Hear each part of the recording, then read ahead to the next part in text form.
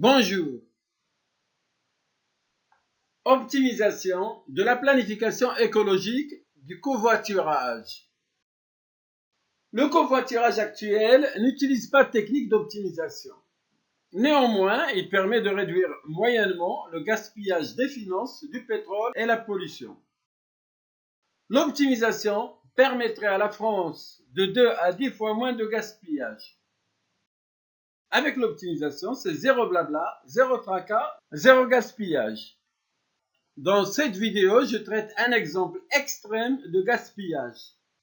Dans la pratique, le cas se répète tous les jours des milliers et des milliers de fois, mais dans une moindre mesure.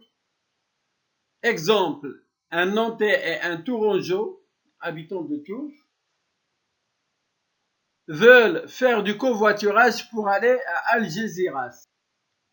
Le Nantais commence la recherche de voiture le premier et prend la seule place et unique place disponible du moment, une voiture qui part de Tours.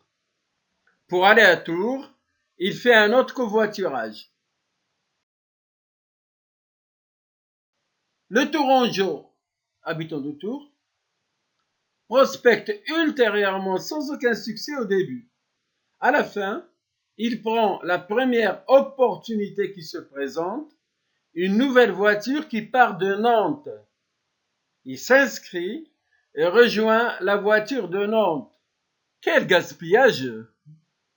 Il est évident que ça aurait été plus économique et plus écologique que le Nantais prenne la voiture qui part de Nantes et que le Tourangeau prenne la voiture de Tours. Cela aurait économisé les voyages inutiles du Tourangeau vers Nantes et du Nantais vers Tours. Le drame, c'est que toutes les réservations des billets d'avion, de train, de problèmes de tournée de camions, de transport au sein des entreprises et de distribution, etc., utilisent cette technique risquée et polluante. Premier arrivé, premier servi. La faille, c'est que le premier arrivé risque de s'accaparer une place inappropriée et fausser la suite des événements et la répartition globale des passagers au véhicule. Vous me diriez que n'importe quel site internet de covoiturage devrait pouvoir résoudre ce genre de problème. Oui, s'il n'y avait que quelques cas complexes comme celui-là.